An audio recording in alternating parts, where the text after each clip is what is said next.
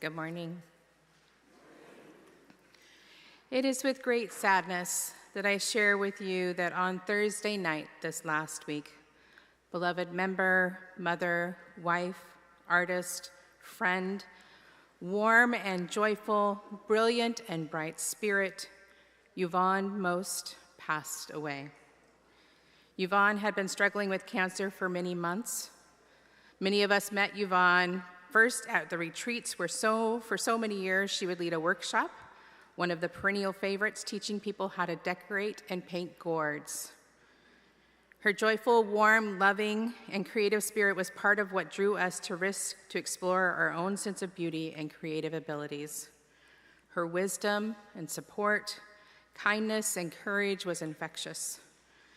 A service in honor of her life will be scheduled and the timing shared.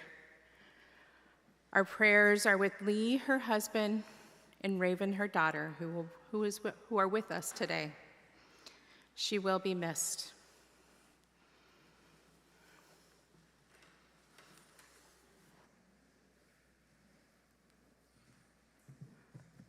And so we have extinguished a candle, but Yvonne is part of the cloud of witnesses that crowd this place and hold us. Welcome, everyone. It's been a rough week. The world is stirring with resistance and evil and a joyful attempt to continue to rebuild the world we dream. And it's in the midst of all of that that we gather. And we gather this particular Sunday at the end of our formal church year before we head into summer when we will still gather for worship. But we mark this Sunday with a ritual. As many of you know, we start our church year with a water ingathering where people bring waters from their times of respite, their time of visits to family and sacred places of the summer. It's a reminder that we bring together all of our gifts and experiences into the shared community, like rainwater joining into rivulets and streams and gathered into an ocean with the power that oceans have. And then we launch into a year of all that we do and make together, and inevitably we are changed and we change one another in this life together. We rub off on one another. It's the alchemy of community. And so we end, before we launch into this summer, with the flower communion. You'll hear more about the symbols later. But you each, some of you have brought a flower, and there are some here too, symbols of the beauty that we each bring to this community. And in that spirit, we gather. But at this particular juncture in the church year, I in particular want to thank people who make this hour possible every Sunday. To our AV team, Eric Shackelford and Shuli Ong, who operate our cameras, along with Eli Boshiers and often Francisco Castellano, under the direction of the one and only Jonathan Silk. Woo!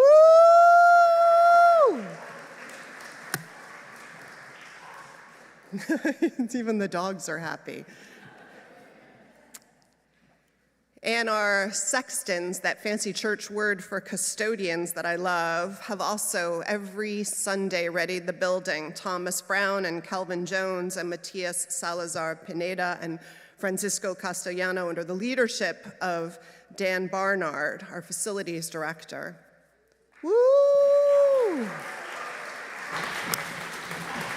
The dogs are happy with them too. And we have our flower goddesses, Amy Kelly, who's responsible for today's meadow of flowers, and Judy Payne and Carrie Steer Salazar and Athena Papadakos, the only one who actually has a goddess's name. So to our flower goddesses, we give thanks. Woo!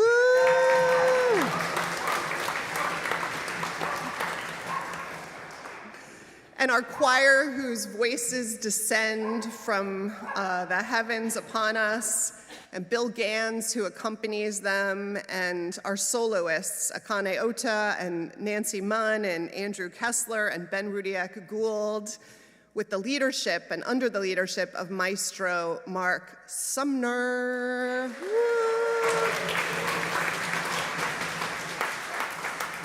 And our organist who shakes the walls with timeless music that rings out from over 3,000 pipes and literally pulls out all the stops regularly.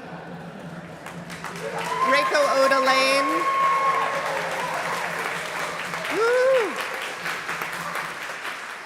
And her gorgeous bell choir, who's a crowd favorite too. Thank you all. And our worship associates with their creative partnership in leading all we do, and our affiliated ministers who preach, and our retired ministers who preach, and our fantastic greeters who are often the first face people see, letting them know that we're so glad that you took the risk to be here and walk in these doors, and our faithful ushers who hand them a program and answer all kinds of questions and take their offering and bid them farewell.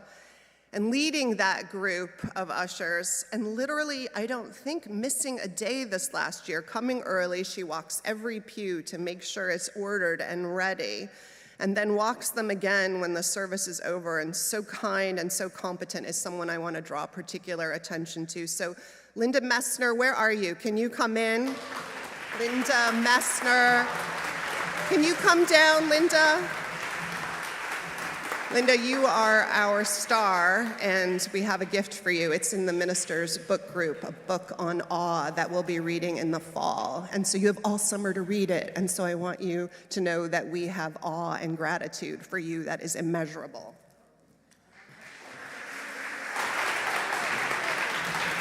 Yay. Thank you, Linda. And finally, for all of you who get out of bed most Sundays, or at least get your computers running if you're joining us from home, and get dressed most of the time, I think. I don't know what happens at home, but brush your teeth or hair. You know, you all look gorgeous when you arrive, and you bring your sweet selves. And thank you for making this the community that it is, and worship the collective connection and time of shared singing and prayer and thinking, and just the holiness and the reassuring presence of being together. So thank you. Hip, hip, hooray to you also. Thank you, everybody, for being here. So if you are here, whether you're joining us remotely or you're here in 3 dimensions, flesh and spirit, I hope you have an order of service. If you're joining us remotely, there's someone who can answer your questions. If you're here for the first time, there's a connections form, either linked in online or here in a pew in front of you, thanks to Linda, that will let you get our Wednesday online newsletter, which will help you stay connected to all the opportunities for connection and service and witness. Please join in anything and everything that interests you, and we're so glad you're here.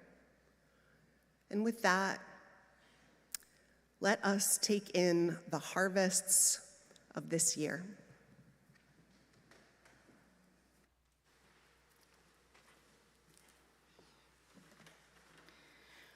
Now is the time to light our chalice. If you are at home and have a chalice that you would like to light along with us, please bring it forward and get ready to do so. I ask you to join me in the chalice lighting words as printed in your order of service. We light this chalice for the light of truth, the warmth of love, and the fire of commitment. We light this symbol of our faith as we gather together.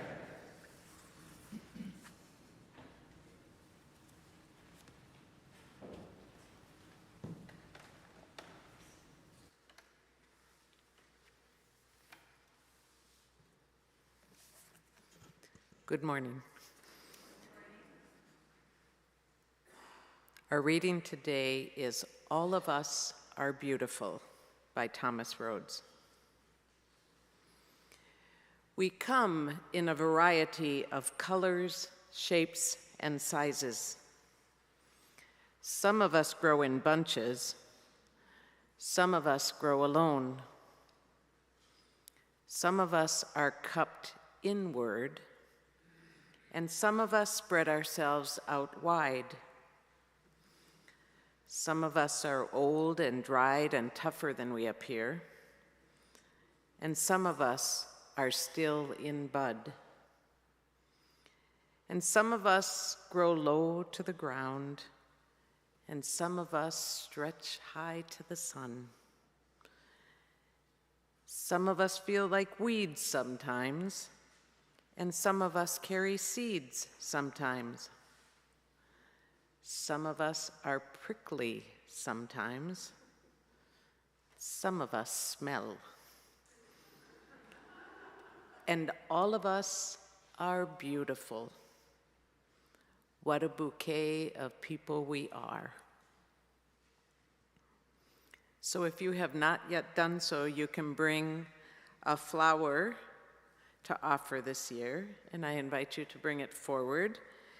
And we will begin singing hymn number 21, For the Beauty of the Earth.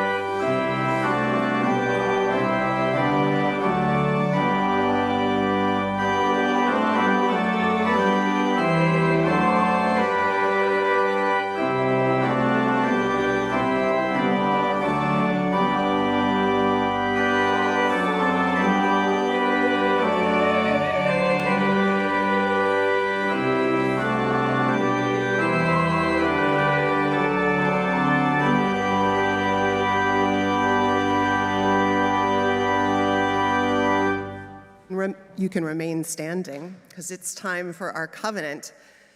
So we have watered these flowers this year. We have watered here. We have brought ourselves with the waters that we gathered in the fall, this symbol of what we bring here. This is the fruit of what we offer. And we do so in the spirit of the promises we make, the covenant, the sacred promises of how we will be and how we will make community and shape the world together. So in honor of those promises that we make, I invite us to say together the words of our covenant, our unison covenant that are printed in our order of service. Love is the spirit of this church, and service is its prayer. This is our great covenant, to dwell together in peace, to seek the truth in freedom, and to help one another.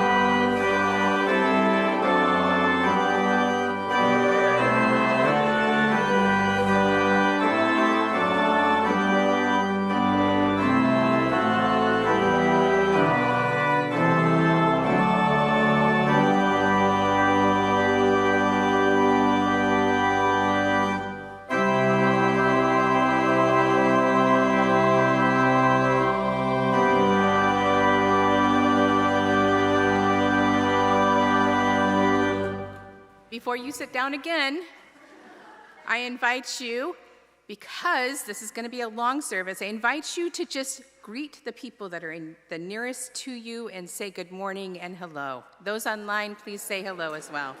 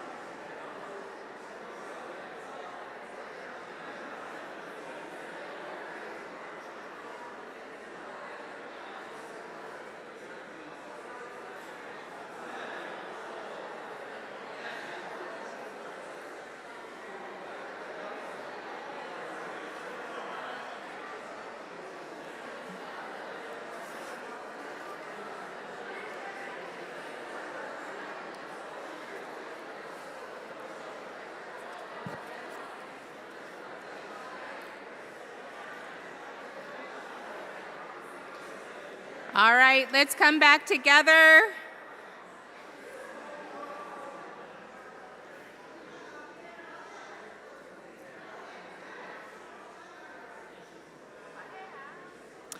So one thing we know this community loves to do is play games. Oh, yeah. Oh, wait a minute. Thank you, Vanessa, for the reminder. This is our quarterly recognition of birthdays. So if you've had a birthday in April, May, or June, please stand up.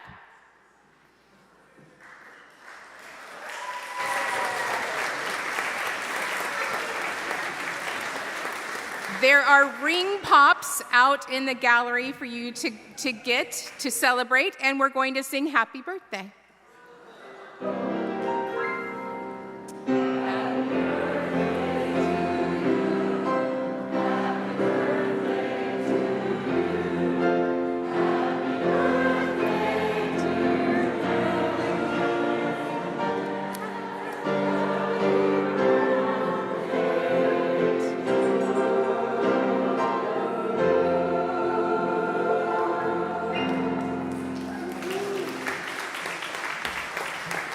Now, what this community loves to do is play games. So in that spirit, welcome to the UUSF game show. Oh, okay, well, you got the first question. We have 11 questions with one bonus question. I'll share the question, and then we'll ask you to share your answers, and then we'll reveal the answers, okay? Remember, we are a community. And let's turn to each other if we don't know the answer, okay? So question number 1, what was the signature dish that was served at the family breakfast in September? Waffles. You're right. Question number 2. Name the dogs who regularly attend service on Sunday worship. Oreo, Sadie, Belle. Okay, we can show the answer. Okay, so Oreo, Belle, Sadie. We have Tennessee now. And Jonah, don't you? Okay. So make sure you greet our dogs. Question number 3. How many themes can you name from this year? And what was the overarching theme? What was the overarching theme? Does anybody remember what the overarching theme is? The practice of. I heard somebody say it. Chelsea, was that you? Okay, the practice of. So give me a theme. Joy. Imagination. What was that? Art? No.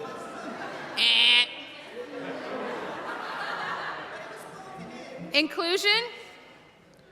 Yes, art was woven in. Okay, we had 9 of them. Do you need the answer? All right, let's look at the answer.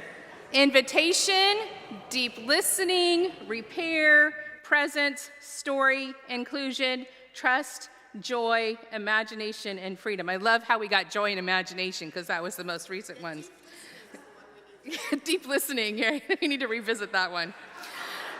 Question number 4. Who wrote the poems of the month? Oh, look at you. Yes, Robert Levette Smith. Woo! Question number 5. Whose husband arrived from Myanmar? Mark's! We can...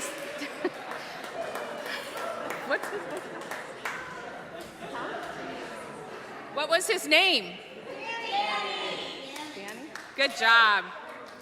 Question number 6. How do you spell the new art series and what do the letters stand for? Squips. Okay, so what does S stand for?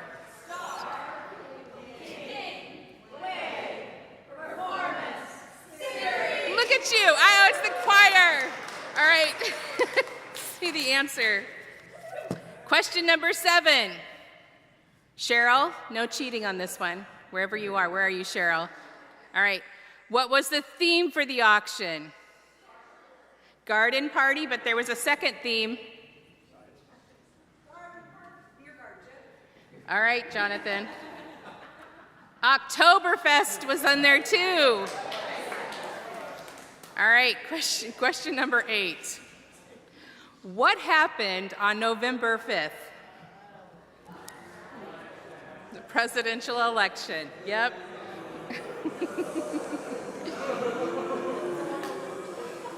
All right.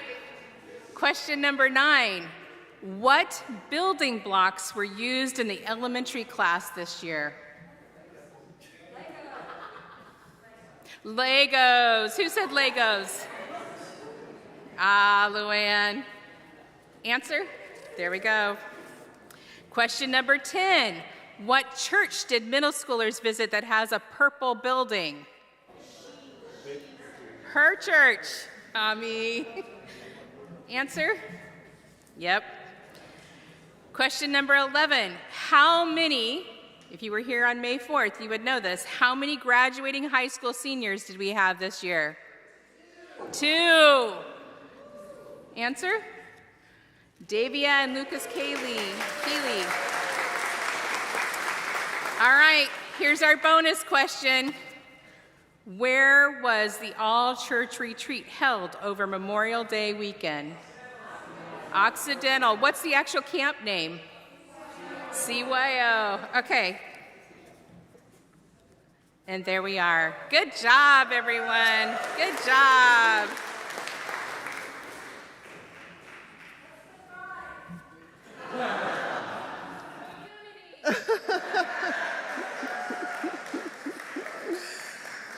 All right, well, you got a lot of things right. The themes we were a little iffy on. We could test you now on the hymns of the month, but instead of the 9 hymns of the month, what we're going to do is Maestro Sumner has created for you a mashup, the fancy word for which is quodlibet, little did we know. The choir is going to lead you. The words are in the order of service. They're in order. You can see them on page 6. Jump in when you feel moved. Let's rise, get air running. We're moving through our lungs. Let's see how fast. It's a test, ungraded. Jump right in. Here we go.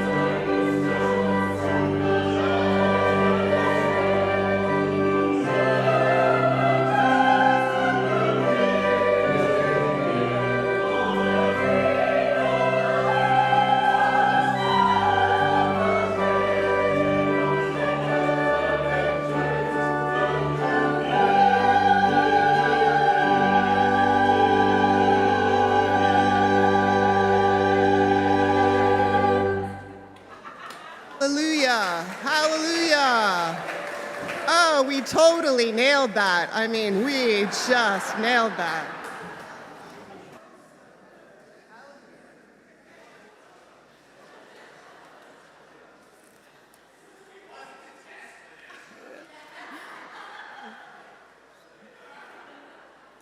It's a bit like being at the Tower of Babel.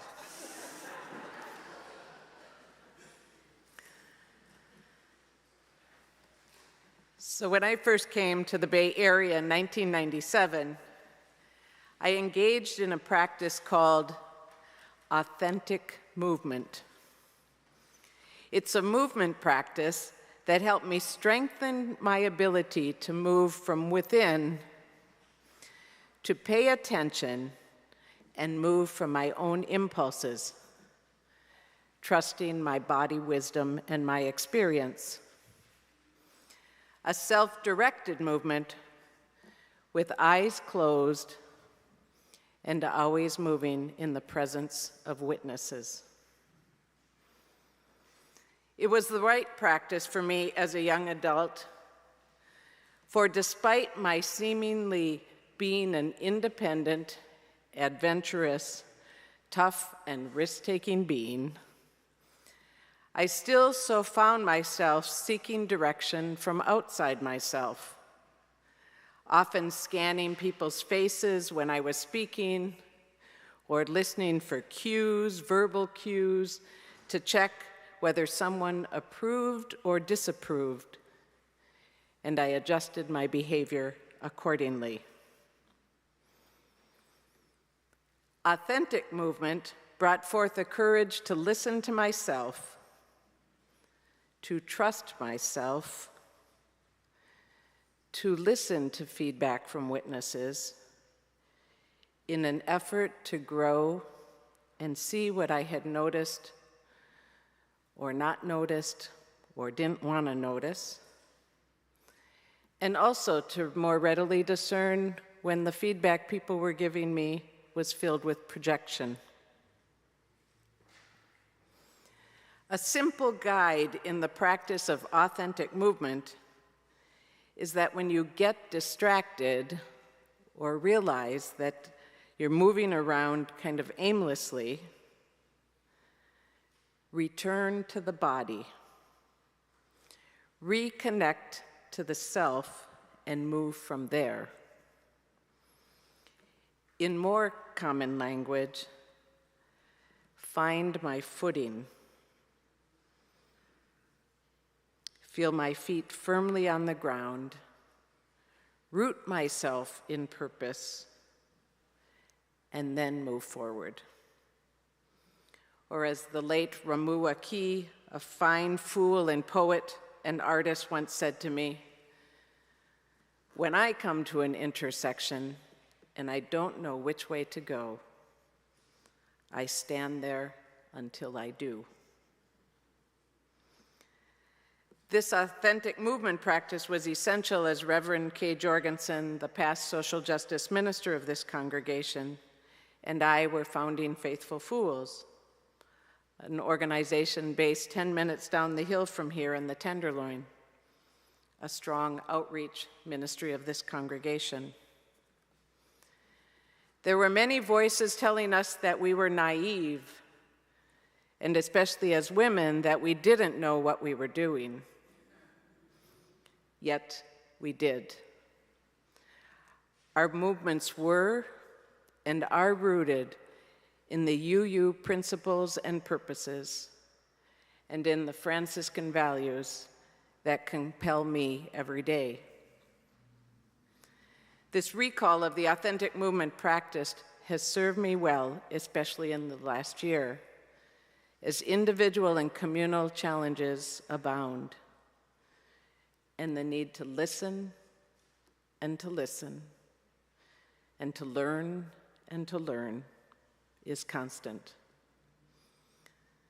Whether founding an organization, leading a church community, needing to stand and speak truth, raising a child, or making a meal, there is no shortage of people to give advice who think they know how to do it best. or have their ideas of how it should be done.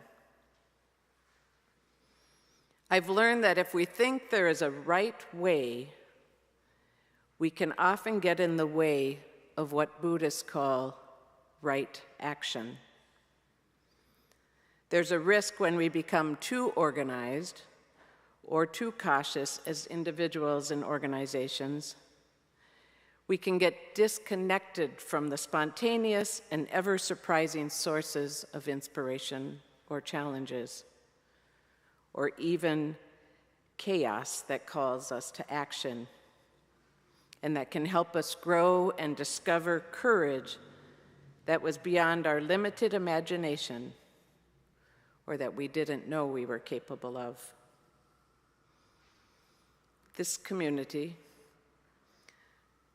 my intentional walk up and down the hill from the Tenderloin to the church and back again, the vision and mission and community that took shape in that intentional movement and continues to be shaped and directed, is the body I return to in these times.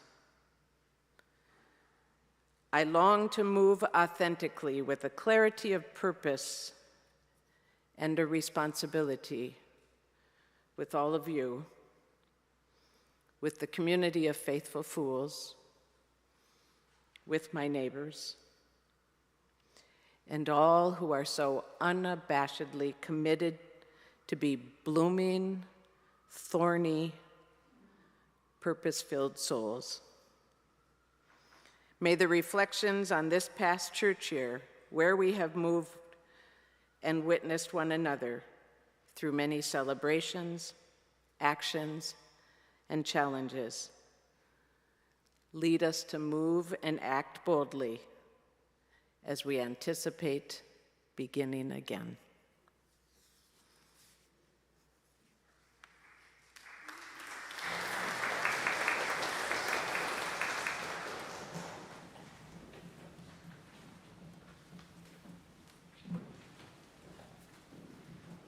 Diana Bacon is going to be sharing with us about our offering this morning. Diana, who moved her family from Texas, the Dallas congregation, and we're really grateful and lucky that they did move, but not for reasons we would choose. Hello. Some of you know me. As Vanessa alluded to, my family came here fleeing the Texas politics because I have transgender children. So the Defend Our Rights Committee and Fund is so important in my heart. And I am here today to ask you to open your wallets, click online, throw money in the baskets. The Defend Our Rights is talked about in your order of service. It's to provide funds and support for legal defense for those whose basic human rights are under attack in our community and in our neighboring communities. The Defend Our Rights Committee is going to be bringing you more information, how this money will be dispersed, and what the process is, and what the criteria are. Think about our working groups that we've all been involved with: immigration, transport and healthcare and rights, women's reproductive care. There's so many things going on to protect our community. This is what this money is for. So again, I want you to donate online, open your wallets in the baskets, today and in the future with donations, because this is for our future. Thank you.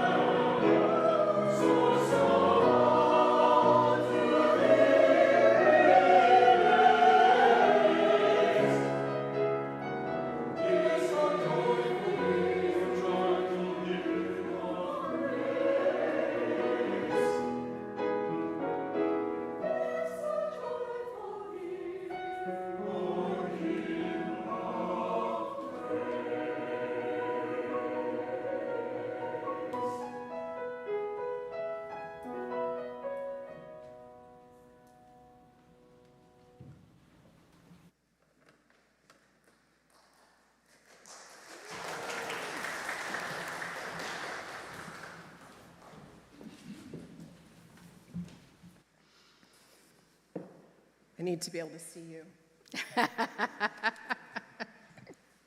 Reverend, what a year. What a year. I had a coach who said when you climb a mountain, you need to take breaks periodically to catch your breath, to look how far you've come before you head up to the next leg, rehydrate. So here we are, taking a look Here we are. at how we build the world we dream and how much we've risen above together so far in the last year. Yes, this summer we stepped into our balcony view of the congregation and decided to engage soul matter themes for the year.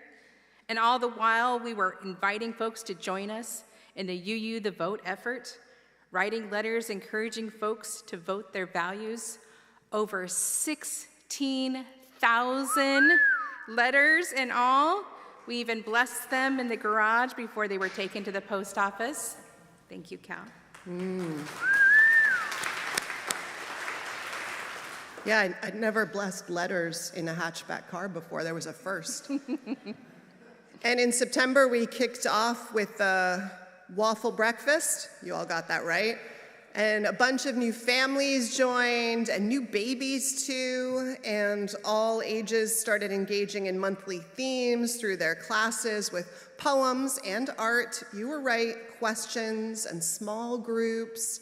Our elementary class used Legos to explain and explore new UU values, the new statement and articulation of our values. The middle school class learned about how different faith communities worshiped and gathered and visited several of our neighbors. And the high school class looked at their beliefs, their own beliefs, and tried to determine a snapshot of what they held to be true for them this moment, this year.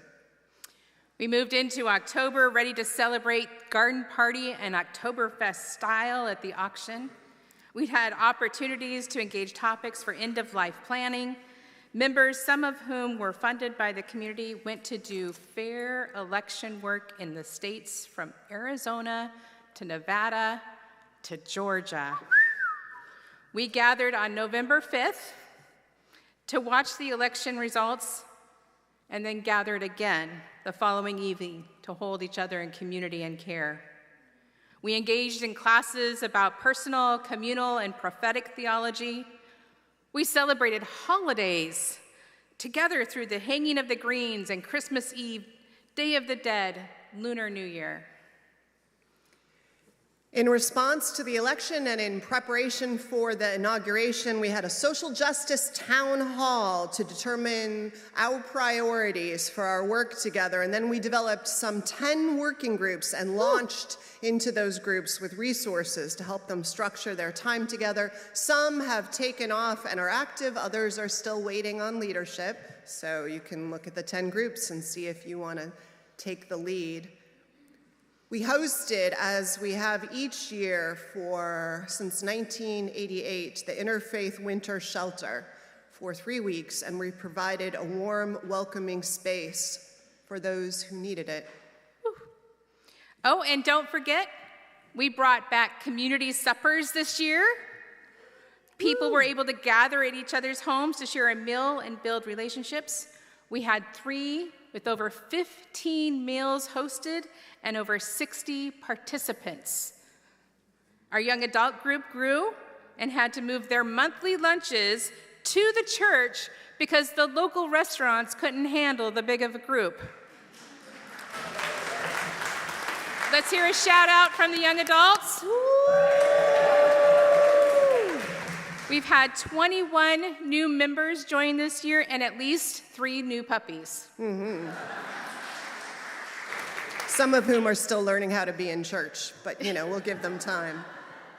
And all year long, you got it, we had our Squips performance series, Star King Way performance series, as a way of inviting people from our community and beyond to hear all different kinds of music and see and enjoy all different kinds of performers and come together because we need one another and we need joy and beauty. We hit the streets too to march, to join in on, among other big citywide and baywide events, the Hands Off March.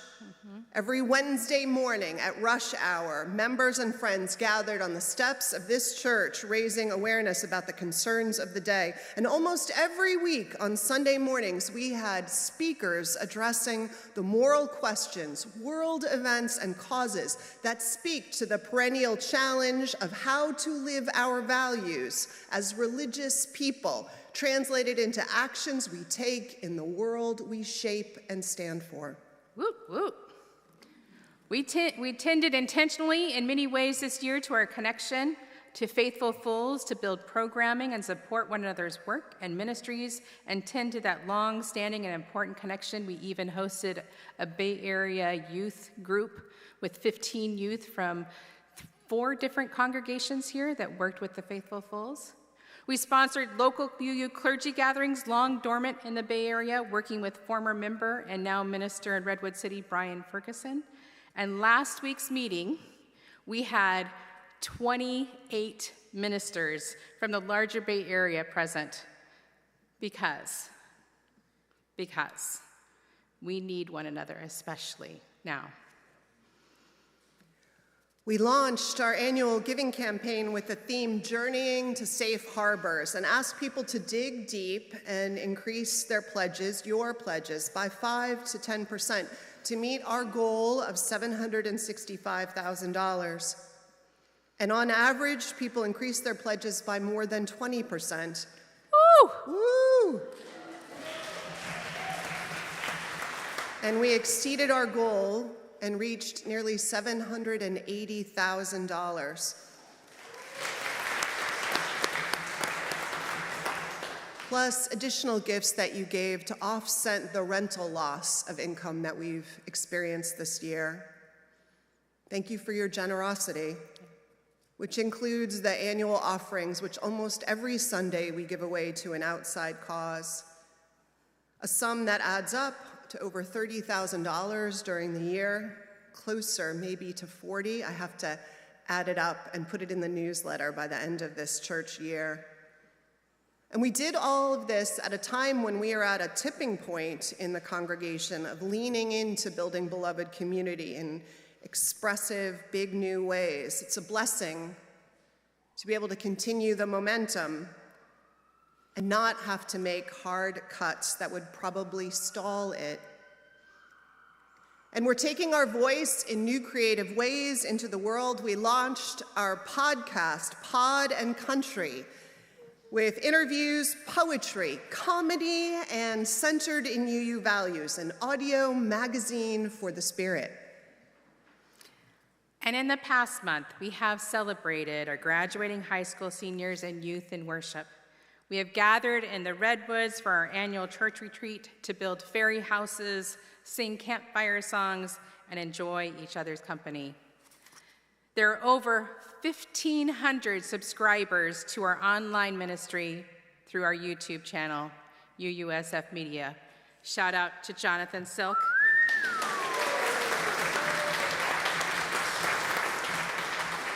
And this building, our building, is at capacity some weeks, serving our larger mission by being a third space for values-aligned community groups, from 12 steps to children's theater, meditation, and so much more. It has been a year, Reverend.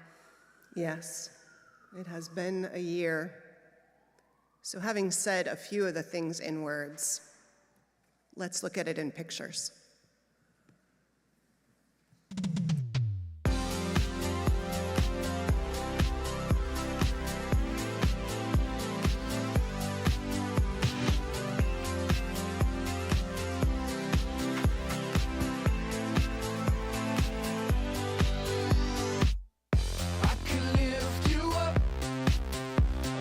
Show you what you wanna see and take you where you wanna be.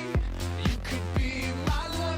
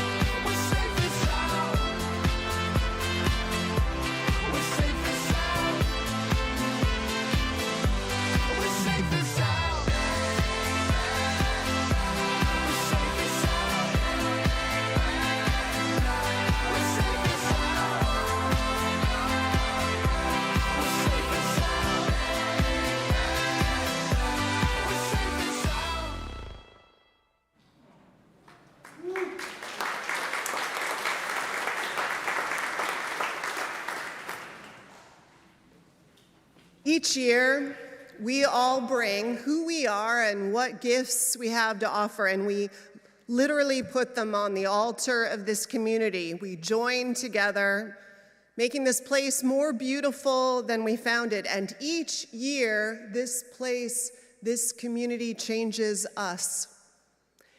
Each year, those of us on the wisdom journey seek to connect and serve. We add to the repository of stories, insights, friendships, justice-making, and changes, moral courage brought into the world, and a desire to live together in the face of love and loss, daring to care, holding heartbreak, striving for healing and justice.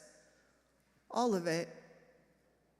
Years ago, a mentor of mine said, "We religious folks, we have to come to church like treasure hunters, looking for something every week that will carry us through in this life, that will feed us, that the universe is sending us to deepen us." She said, "In my life, sometimes on a Sunday, what I need comes from someone I talk to at social hour. Sometimes it comes to me in the quiet. Sometimes it's a line in a reading or hymn, or maybe the sermon." A year can be like that too, writ large. We bring ourselves, ideally, like treasure hunters, gathering the beautiful and the true and the good wherever we can, with intention, looking for it as we go. This year, as we do each year, we invite you each to come forward and take a flower from one of the vases, not the one you brought. A symbol of the way you offer one thing, but what the community gives you is something different, something else beautiful to take with you. We invite you to do that in silence as we are serenaded by our choir. Please come forward.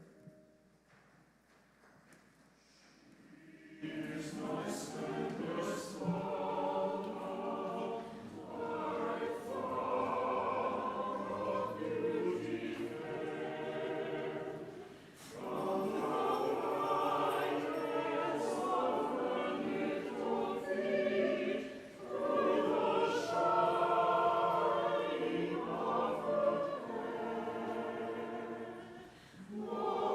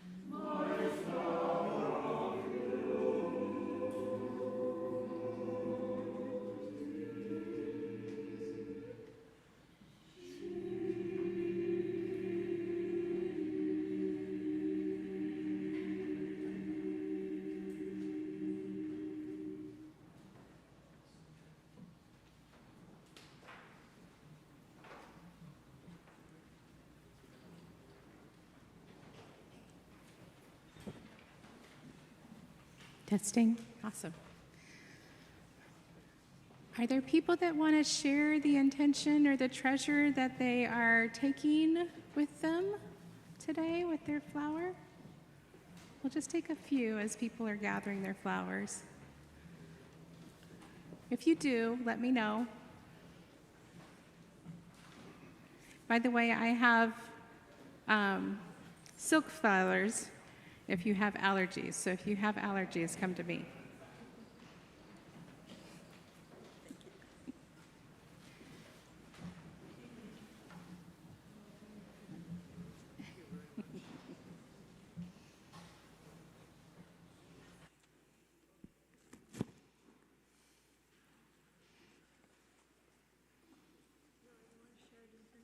Yes, please. Turn around.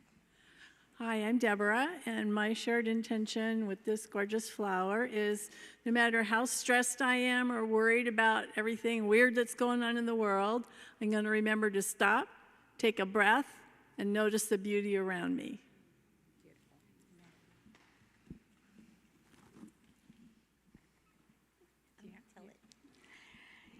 So I'm Mari, and my first, I have been accepted to divinity school.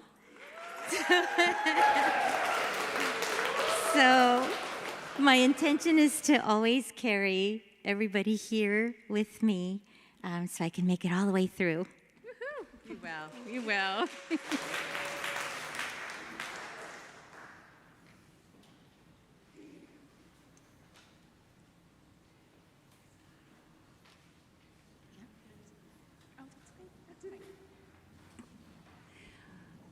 I just want to talk about waiting.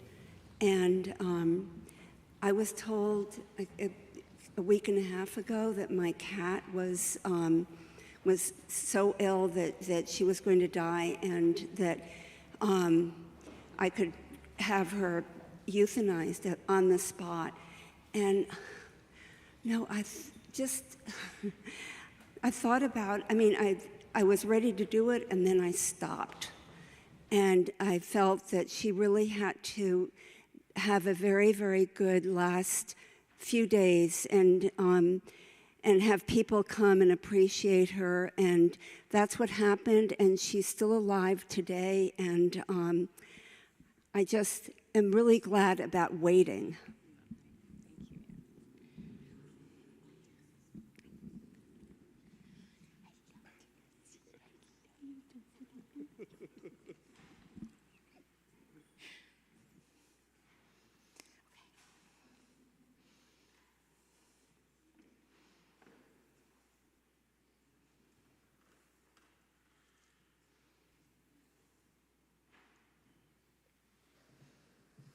Is there anything else that people took away from this year that they want to name, that you realize when you're taking your flower, a symbol of what you take away, that you take away today?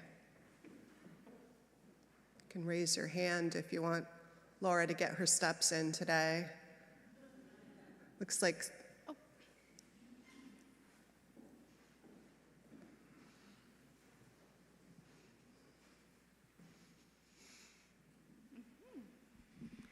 I'm Bill, occasional congregant, along with Bruce and Reverend Millie, deep roots in the labor movement. I want to thank the congregation for opening your doors to our workers' arts programs, and also the great work you're doing in support of immigrant workers, and in hopes that we can help, especially the Janitors Union, whose leader, David Huerta, was arrested yesterday. And as you all know what's going on in Los Angeles, that we will be there with them.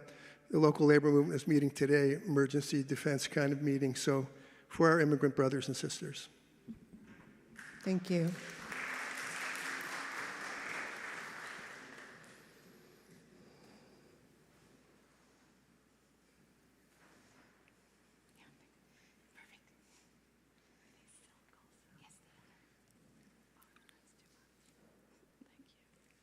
I don't know what the symbol is when the vases look bedraggled at the end of flower communion.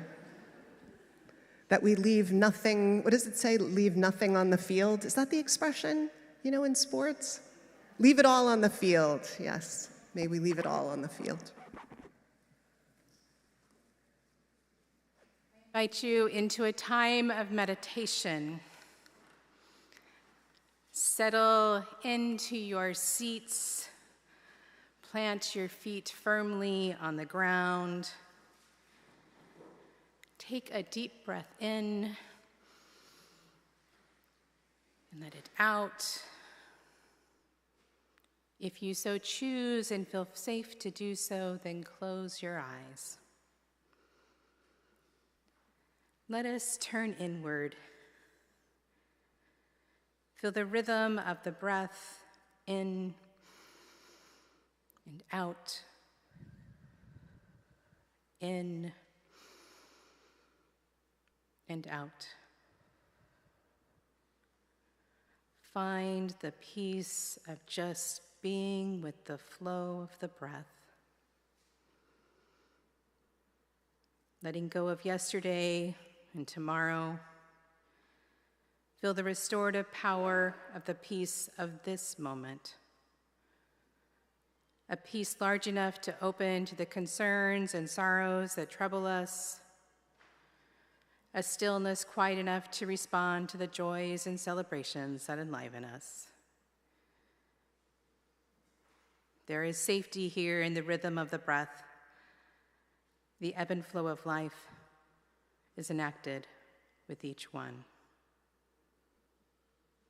May we each return to our breath when we are in need of peace, stillness, safety, and a connection to the ebb and flow of life. May we be reminded all are worthy of this groundedness and strive to provide that space for all.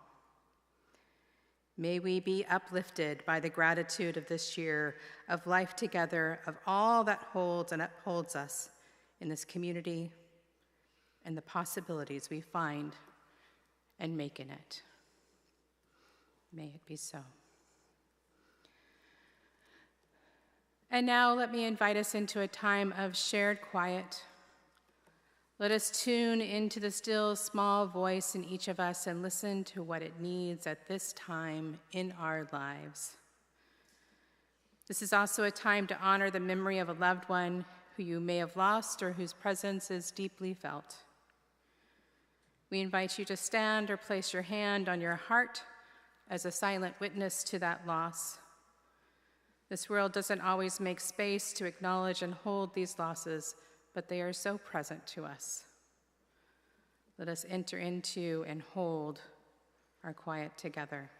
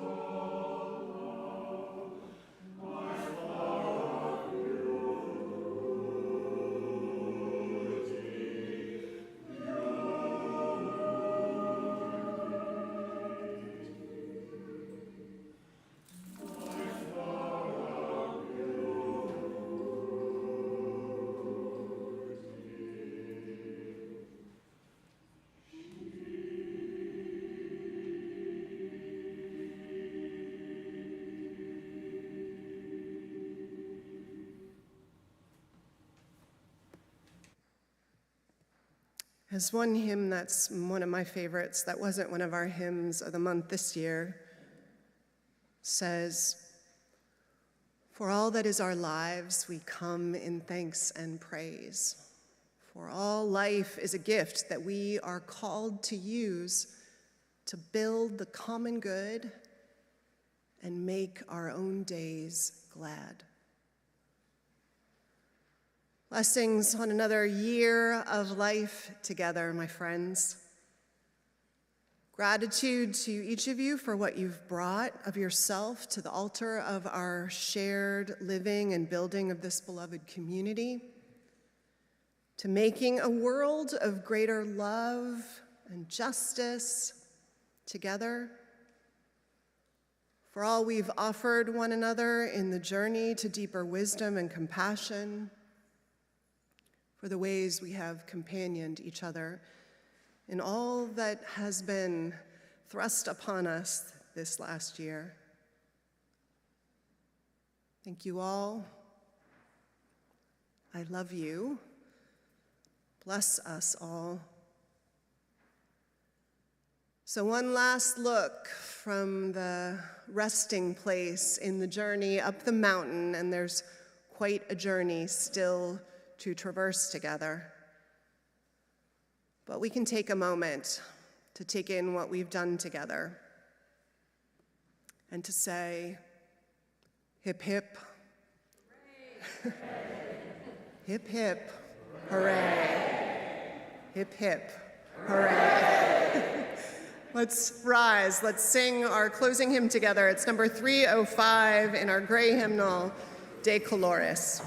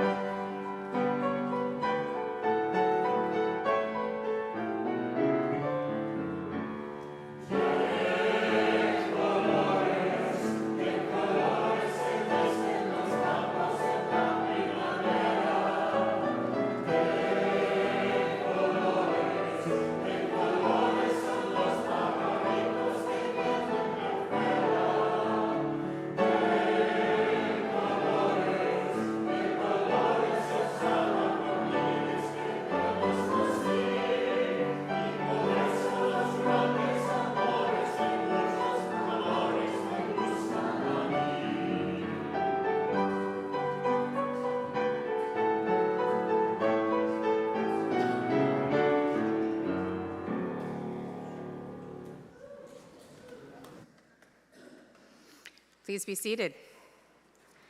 As we close our worship and our beautiful year, we move into a time of how to work and live into our values. I want to invite Amanda Chapman from the Environmental Justice Working Group up.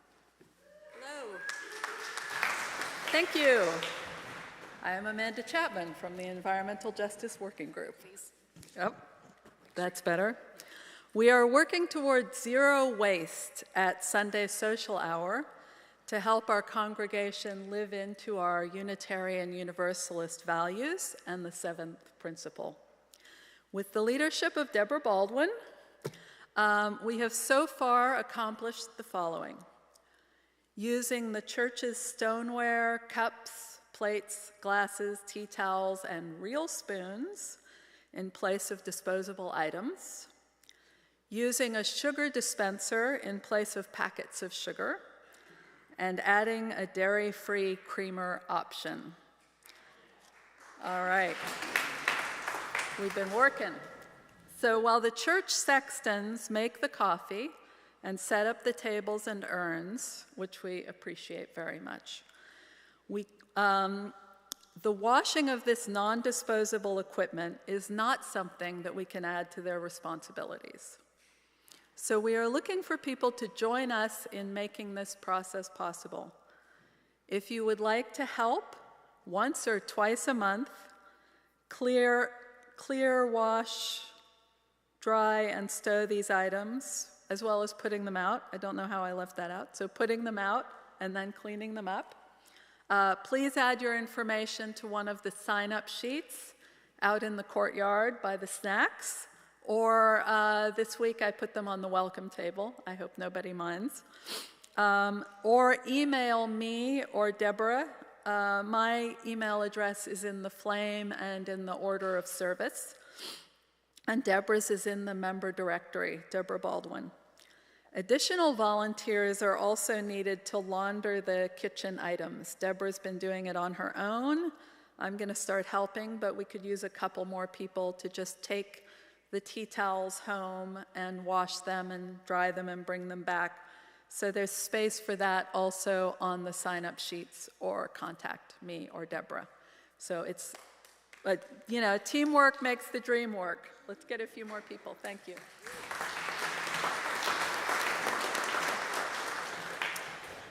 Paul Carey and his adorable puppy, Tennessee, are inviting you all to a UUSF landscape weeding party next Saturday from 9 to 11. Donuts will be served. This is the first step in some larger landscape initiatives that the Landscape Committee is working towards. So if you want more information, see Paul and Tennessee in the gallery, and they'll get you more information, as well as some history that they're going to be putting out. It will also be in the flame this week. Thank you, Paul and Tennessee.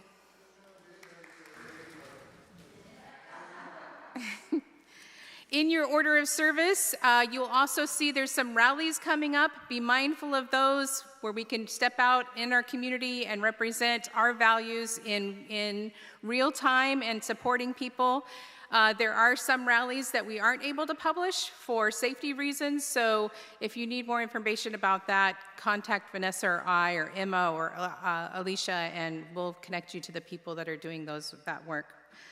Finally, our annual meeting and lunch is going to happen in the TSK room right after service, so join us there. Be prepared to vote and celebrate and all of those good things.